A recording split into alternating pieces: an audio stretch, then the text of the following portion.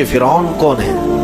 فرعون صرف ایک شخص کا نام نہیں ہے، مصر کا جو بھی بادشاہ ہوتا تھا اس کا لقب فرعون ہوتا تھا۔ تقریباً 18 یا 19 فرعون آئے، جو بھی بادشاہ ہوتا تھا اس کا لقب تھا یہ فرعون، اکثر لوگ اس کو نام سمجھتے۔ اب جو موسیٰ علیہ السلام کے زمانے کا فرعون تھا وہ بڑا جری تھا، اسے طاقت پر غرور بھی تھا، گھمنڈ بھی تھا۔ ایسا ہے کہ تقریباً 100 سال تک تو کبھی اس کو سردی بخار بھی نہیں آیا، بیمار کبھی نہیں ہوا۔ تو آدمی کو جب کوئی تکلیف نہ آئے تو وہ غرور میں بڑھ جاتا ہے اور اسے ایسا لگنے لگتا ہے کہ میں سب سے پاورفل آدمی ہوں دنیا کا، مجھے کچھ ہو نہیں سکتا۔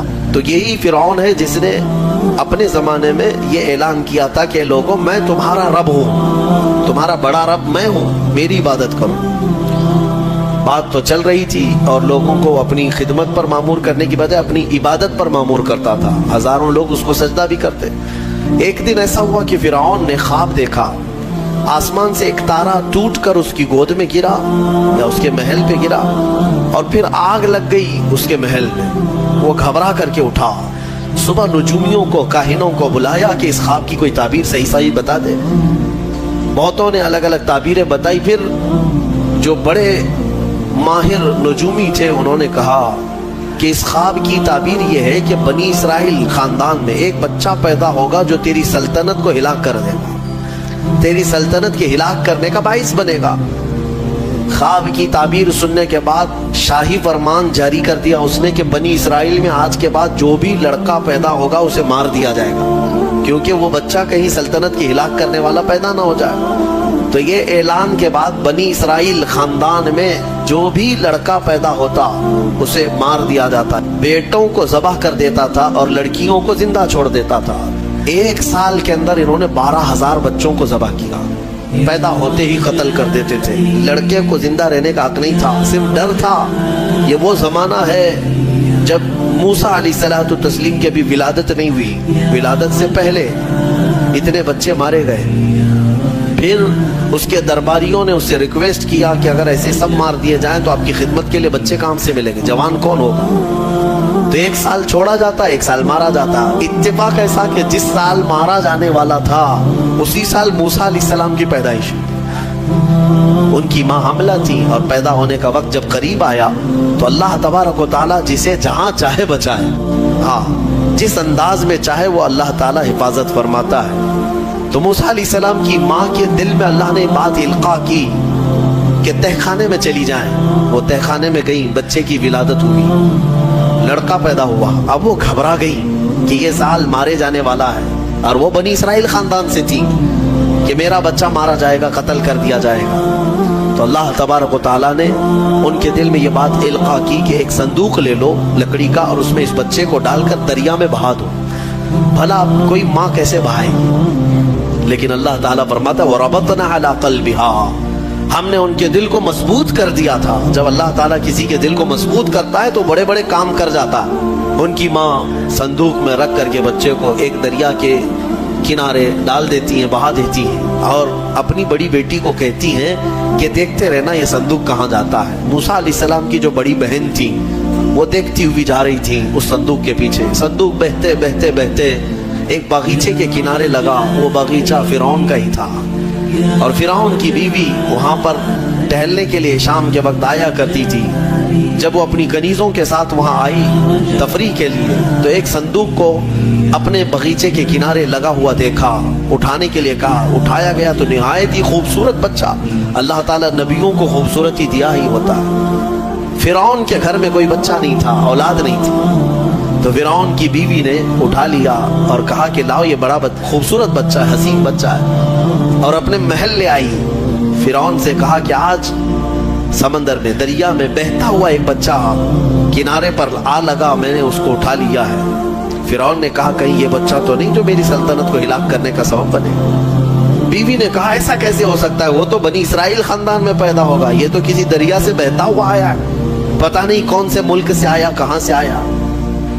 تو بہرحال اس کی بیوی نے یہ کہا کہ اس کو مت مارو، لا تقتلوه عسى ان ينفعنا او نتخذه ولدا، قریب ہے کہ ہم اس سے فائدہ اٹھائیں گے یا اس کو بیٹا بنا لیں گے۔ بیوی کی بات پر راضی ہو گیا، فرعون جو ہے بیگم کی بات پر آ گیا۔ اور اس کے بعد رکھ لیا بچے کو. عورت کے مشورے پر عمل کرتے ہوئے اس نے رکھ تو لیا بچے کو. اب پرورش کی جب بات آئی، بچے کو دودھ پلانا ہے، تو تایاں کو بلایا گیا. شاہی خاندان میں بچے کی پرورش ہو رہی ہے. بہت ساری عورتیں آئی، دودھ پلانے کی کوشش کرتی رہی. موسیٰ علیہ السلام کسی کا دودھ نہیں پکڑتے تھے. ان کی بہن وہیں کھڑی تھی. اس نے کہا کہ میں ایک دایا کو جانتی ہوں جس کا دودھ ہر بچہ پی لیتا ہے. اس سے کہا گیا کہ بلا لاؤ. وہ جا کر اپنی ماں کو بلا لائی، اپنی ماں کو لے آئی، اور ان کی ماں آئی، موسیٰ علیہ السلام کو اپنے سینے سے لگائی تو دودھ پینے لگ گئے. تو سب میں یہ بات مشہور ہو گئی کہ یہ یہاں کی مشہور دایا ہے، اور یہ خاندان کے اندر رہے گی، شاہی خاندان میں محل میں رہے گی، اور بچے کو پلانے کی اجرت بھی دی جائے گی. اجرت بھی دی جائے گی. فرعون کے گھر میں پرورش بھی، اور انہی کی ماں سے دودھ بھی پلانا، پھر پلس اس کی اجرت بھی دلانا. یہ شان ہے رب ذوالجلال کی. وہ جہاں چاہے جیسے چاہے پرورش فرمائے. حق کی حفاظت کرنا یہ مولا کی شان ہے. خیر، موسیٰ علیہ السلام فرعون کے گھر میں پرورش پاتے رہے. جب آپ کی عمر 2 سال کے قریب کی ہوئی، فرعون اور اس کی بیوی بیٹھے ہوئے تھے. موسیٰ علیہ السلام کھیلتے کھیلتے گود میں آئے اور فرعون کی داڑھی پکڑ کر اس کے منہ پہ تماچا لگا دیا. پہلی مرتبہ کسی نے بادشاہ کے منہ پر تماچا جڑا ہے تو بیٹا گھر کا، لیکن فرعون کو پہلی مرتبہ وہ زناٹے دار جو تھپڑ لگا، ہو سکتا ہے تارے نظر آ گئے ہوں، وہ گھبرا گیا. کہا کہ یہ بچہ ایسا کیسے مجھے مار سکتا ہے، ہاتھ کیسے اٹھا سکتا ہے. دسترخوان سے اٹھ گیا اور کہا اپنی بیوی سے، بیگم مجھے لگتا ہے یہی وہ بچہ ہوگا، یہی بچہ ہوگا جو سلطنت کے ہمارے خلاف جائے گا. پھر بیگم نے کہا ایسا کیسے ہو سکتا ہے، بچہ ہے، چھوٹا ہے. اور لاڑ پیار میں بچے ماں باپ کے ساتھ اس طرح کی حرکتیں کرتے ہیں. فرعون نے کہا نہیں، مجھے چیک کرنا ہے، یہ بچہ جاندار ہے، جانکار ہے، یہ جانتا ہے. تو پھر موسیٰ علیہ السلام کا وہاں پر امتحان لیا ہے. فرعون کی بیوی بچانے پر لگی ہوئی تھی. فرعون نے کہا کہ ٹھیک ہے، دیکھتے ہیں یہ کہ بچے کو سمجھ ہے یا نہیں ہے. امتحان کے لیے بیگم نے کہا ایک کام کرو، ایک برتن میں آگ کی انگارے دہکتے ہوئے کوئلے وہ بھی لائے جائیں، اور ایک برتن میں سفید پھول لائے جائیں. اگر بچہ عقل مند ہوگا تو پھولوں کو پکڑے گا، نہیں تو پھر یہ لال چیز کی طرف بچوں کا ہاتھ زیادہ جاتا ہے، آگ دیکھے گا. کہا ٹھیک ہے، یہ آزمائش کی جائے گی. ایک برتن میں آگ کے لال سرخ انگارے کوئلے لائے گئے، اور ایک برتن میں پھول لائے گئے، دونوں رکھے گئے. موسیٰ علیہ السلام کیا، ہر نبی ماں کے پیٹ سے ہی ہر چیز کو جانتے ہیں. اللہ تعالیٰ انہیں علم بھی نوازا ہے. موسیٰ علیہ السلام کو بلایا گیا. 2 سال کی عمر ہے کہ بچے ان دونوں میں سے کوئی چیز اٹھا لو. تو موسیٰ علیہ السلام کا ہاتھ پھولوں کے برتن کی طرف ہی بڑھنے لگا. یہ تو امتحان تھا. جبرائیل علیہ السلام اسی وقت نازل ہوئے اور آپ کا ہاتھ پکڑ کر کے آگ میں ڈالا. آگ میں سے ایک کوئلہ موسیٰ علیہ السلام اٹھائے اور اپنے منہ میں رکھ لیے، جس کی وجہ سے آپ کی زبان جل گئی، ہاتھ میں بھی آگ لگی. پھر فوراً ہٹایا گیا. فرعون کو وہ سیٹسفائیڈ ہو گیا کہ نہیں، یہ جانتا نہیں ہے، جانتا ہوتا تو آگ نہیں اٹھاتا. بہرحال موسیٰ علیہ السلام کو اس آگ کے کوئلے کے زبان پر رکھنے کی وجہ سے زندگی بھر اس کا اثر رہا. زبان نے زندگی بھر اثر رہا. پھر جوانی آئی موسیٰ علیہ السلام کی، اسی گھر میں پرورش پاتے ہوئے. پھر آپ وہاں سے نکلے اور آپ کی ماں نے آپ کو ساری چیزیں بتا دی کہ ہم بنی اسرائیل سے ہیں، نبیوں کا خاندان ہے، اللہ تبارک و تعالیٰ کی عبادت پر ہم ہیں، اور فرعون ظالم ہے اور وہ اپنی پرستش کرواتا ہے، اپنی عبادت کرواتا ہے، لہذا ہم فرعون کے خاندان سے نہیں ہیں. موسیٰ علیہ السلام جوان ہونے کے بعد ان تمام سچویشن کو سمجھ چکے تھے، سارے حالات کو. ایک بار ایسا ہوا کہ موسیٰ علیہ السلام اپنی بستی سے باہر کی طرف جا رہے تھے. 2 لوگوں کو لڑتے ہوئے دیکھا.